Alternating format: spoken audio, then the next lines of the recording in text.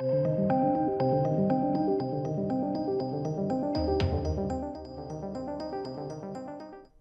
welcome to the channel, ladies and gentlemen. So this is going to be my review of Wonder Woman 1984. I went to the theatres last night. It's actually, well, I could watch it in theatres basically from last night, so I did.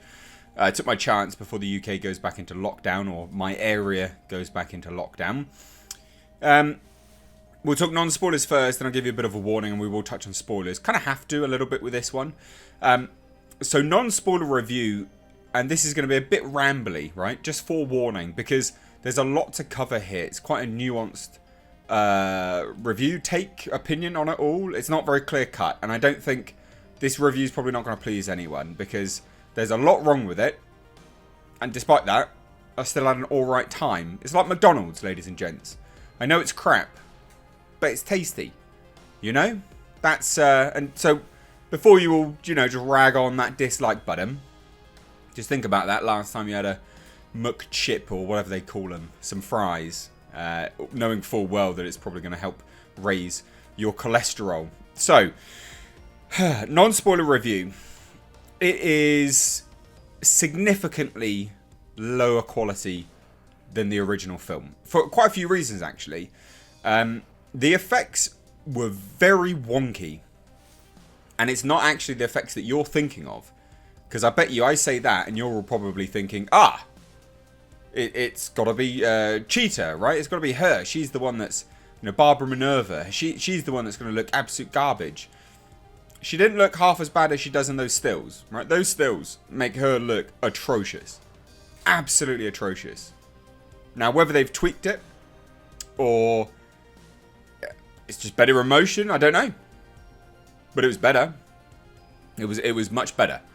That wasn't what let it down, It was actually Wonder Woman's action sequences that let it down with the effects. She does some fantastic stuff in this, but some of it looks like Rubber Band Man atrocious. Real bad, and that's a shame. And it's not even... It's not all of the effects. It just seems to be centered around her doing stuff. Because there's effects of the earth and cities and things like that. And they're quite good. So I don't really understand what went wrong here. I don't know. I really don't know. Quite an odd thing to lose sight of, the effects.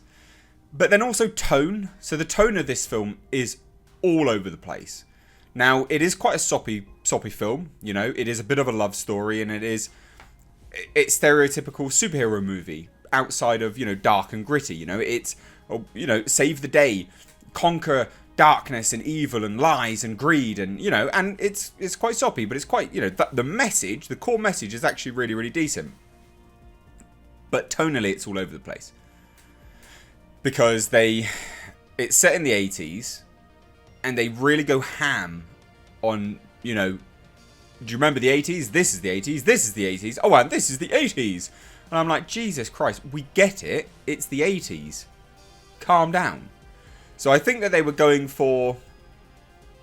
I don't think that was their intention. I think ultimately what they tried to do was create, like an 80s parody superhero movie. Or, well, not an 80s parody, but an 80s superhero movie, and it became a bit of a parody of itself. And that's a shame. That's bad direction there in terms of... Yeah, I mean, it is ultimately it's bad direction, actually. It's bad direction. Now, in terms of Maxwell Lord, a lot of people are saying he is a Trump allegory. He's actually not, and I don't actually understand where that's come from.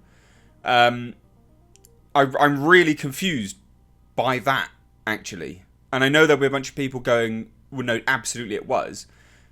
But you don't want it to be a Trump allegory, do you? Why are you intent on it being a Trump allegory? If I'm sat here saying I've watched it and I don't see where that's come from. In fact, he goes through one of the better character arcs of the movie. And if it's a Trump allegory, then they fail simply because of that. So I don't really understand where all of that has come from. Maybe because of his hairstyle, and in one trailer he stood in front of like a White House press office thing, but that's not the movie. You know, the movie does not present him as that in any way, shape, or form. So don't worry. It's bad, but it's not because of that, right? So just keep that in mind, right? It's bad, but it's not because of that, because that's not a thing. The soundtrack wasn't even what made it a bit of a parody of itself either. The soundtrack was fine. It was fine. The little flare of, you know, that electric guitar sound thing, you know, Wonder Woman's hardcore score thing that came in there every now and then, but it felt a bit out of place actually. But the overall story was really, really lacking. So the effects were wonky, but it was the story that really let itself down quite a lot actually. And it's not the message. The message is fine. It's just a wonky narrative. But we knew this because the leaks came out. And if you didn't like the leaks, then you're not going to like the movie because they were all true. And don't hate on me for saying that and non-spoilers, ladies and gents, because ultimately, why would you care about spoilers if you're looking up leaks? Riddle me this, motherfuckers. Like, seriously. But it was just all over the place. Pedro Pascal's acting for this larger-than-life character, Maxwell Lord, not good. Not good. And again, this is what comes down to it being basically a parody of itself. I really liked the throwbacks to Themyscira. It was good. That was good. The young Diana Prince, Gal Gadot, was fantastic. She's actually British, apparently. Didn't know that. She's really, really decent. I would watch, like, if HBO announced the young Diana Prince series, I'd be like, cool. I'm intrigued. Because we see a good world, right? The Themyscira world is good. It's something we've seen before. It's well fleshed out. They're fleshing out even more here. I'll be game for that because the actor was good. And I rarely say that about any child actors because I hate them with a passion. I think they're the bane of any movie, quite frankly. But not this. And again, going back to the world building of Themyscira, it was decent as well. It just suffers from real bad direction. Real bad direction and just bad writing. Everyone that said it was not a sequel, Patty Jenkins, was like, oh, it's not a sequel. It's absolutely a sequel. What are you doing? Are you high? Like, why? Why did you even say that? Why did you even remotely suggest it? It is a sequel. So strange. However, having said all that, I didn't hate it. This is the problem, you know? I'm not going to please anyone with this review, and I know that. I'm aware. It has major problems, but I was entertained. Again, just like McDonald's. I know it's garbage. I know it's crap. I know it's full of salt. But it's tasty. I enjoy it. Bit like this, you know? I can forgive its... Well, I don't even forgive it, to be honest, because I know it's garbage. I was watching it and I was like, this is crap. But I'm having a good time. It's one of those weird films. I guess a bit like Aquaman, right? Aquaman was kind of tonally a bit all over the place, right? Calm down those that loved Aquaman. I'm going to get to my point. It was a bit all over the place tonally, and this film suffers exactly the same as Aquaman does, i.e. it's Warner Brothers going, we want to distance ourselves from Zack Snyder. So they just do a 180 so fast you get whiplash and you snap your neck off. That's what happened with this. Tonally, it is not even like Wonder Woman. It's different from Wonder Woman, tonally, which is really weird. Because if you were to watch them back to back, I think you'd probably go, what the fuck is this? What is this? Very strange. But I liked the character motivations. I liked the story arcs. It all worked. Like the love story element worked. I'm partial to a good love story every now and then. I'm a bit of a soppy bloke sometimes. I like the love story. I like the struggles. I like the expansion to the world. But I'm just really surprised they did this, especially now that they're commissioning Zack Snyder to do his Snyder cut, and probably even more, and probably get him back involved. It's tonally very worrying because you're going to go from Wonder Woman to Wonder Woman 1984, completely different, back to Zack Snyder's verse, completely different again, to presumably a sequel to Wonder Woman 1984, which will be tonally completely different to 1984. So it's very odd. Very, very odd. Ultimately, it's not for me. This film is not for me, right? It's for kids. And I get that. But that's the thing, because tonally, it's not for the people that like Zack Snyder's movies. That's what you need to bear in mind, right? It's not even really for people that particularly really enjoyed the first one. And I quite enjoyed that. I thought the first one was good. But this is very different. This is a very different beast. It's a very different movie. And I think ultimately, if you're hell-bent on mature superhero movies, you're going to be very let down by this. Great if you've got kids. Go watch it with your kids. I think you'll have a better time watching it with your kids because of them enjoying it much more than you do. So there you go. There's my non-spoilers, right? 10 minutes. Fuck me, 10 minutes of talking non-spoilers. I told you this would be a bit rambling, a bit... It's not as easy and clear-cut just to go, well, this is all crap, blah, blah, blah. It's one of those down-the-line reviews. Anyway, we'll talk spoilers now, okay? So you've had your spoiler warning. Spoilers. I'm glad I saw it. I don't begrudge it. But I can't highly recommend it. So Maxwell Lord does just find a gemstone, right? And Grace Randolph is completely wrong, saying it's a Flashpoint movie. She's an idiot. Hands up. She literally doesn't know what she's talking about anymore. Stop believing her. She's a turd. It's not a Flashpoint movie in any way, shape or form. There is nothing like it in any way. Literally, it doesn't set up anything like a Flashpoint movie. She's talking absolute nonsense. Garbage. Maxwell Lord is a failed businessman, right? He's a failed businessman who was beaten and abused by his father. And this is the tragedy of the character. It does go through a character arc. So he's beaten and abused by his father. He just wants to succeed throughout his life. He's completely a failure, a bit of a con man. And then he realizes, does some research, and he knows that there's this wishing stone, the dream stone.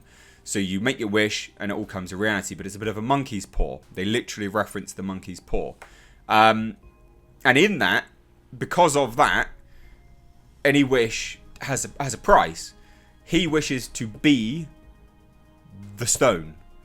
So he becomes like really, really powerful because he grants the wish, but he takes as the price whatever he wants. Which is an interesting thing. But ultimately it sets up that thing by the end of the movie. It's all undone. But it's not all undone because they all remember it. So it's a bit... I'm in two minds whether I like that or I dislike it. Because I really hate movies that by the end of the film have gone nowhere. But everyone remembers it. Clearly. Because everything has happened around them. It's still... The event still happened. But he undoes his wish.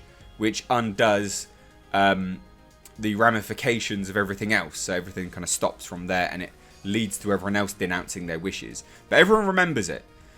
So I'm in two minds about that. Steve Trevor obviously comes back because Diana wishes it absent-mindedly. She doesn't intend to do it. She doesn't think it's real. So she wishes him back.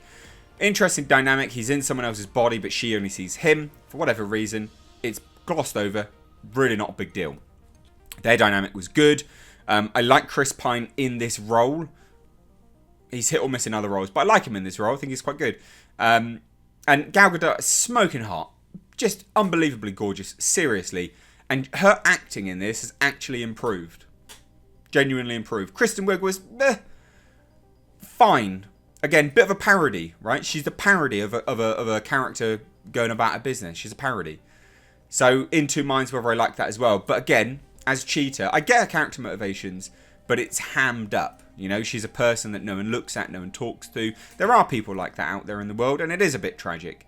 So, I can get the character motivations that in a fantastical world, if there was something that could undo all that, you would probably go a bit ham on it. I get it. I just think it's still a bit dumb.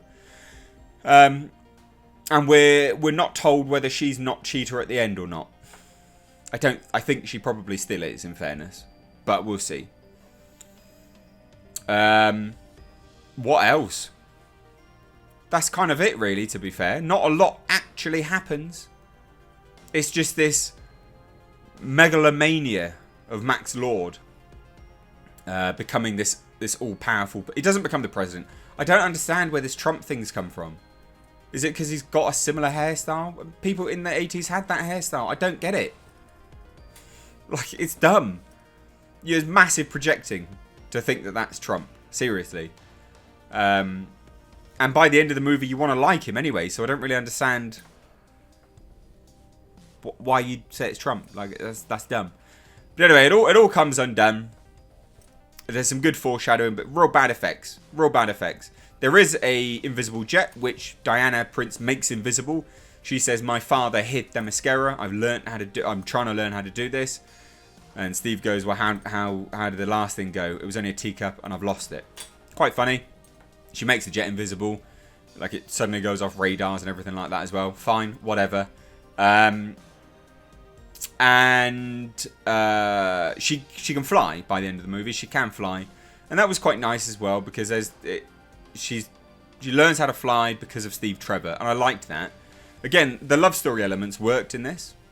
It did work. Just bad effects. And it's not all of it. Not all the effects are bad. But some of it when she's running around, terrible. And I'm sick to death of the action scenes being clouded by nighttime. There's this big epic battle where she's wearing the Golden Eagle armor, right? Her and Cheetah's going at it. Bit in the trailer. And it's all just shrouded. You could barely see anything. It pissed me right off. Not cool. Really not cool. Linda Carter's in it at the end. Doesn't necessarily set anything up. But it does. It is set in modern day. Like, the character could come back if they wanted her to. She plays Asteria, the original owner of the Golden Eagle armor. It's all fine. It's just... Yeah, I don't know. Something about it makes me go, it was crap. Well, all the elements that I've said, to be fair. But I also had a good time, and I can't deny it. So, this review will ultimately not please anyone. So, whatever, I guess. Let me know your thoughts on this, though, down below in the comment section. If you're new, do hit subscribe. Thanks so much for watching. Take care.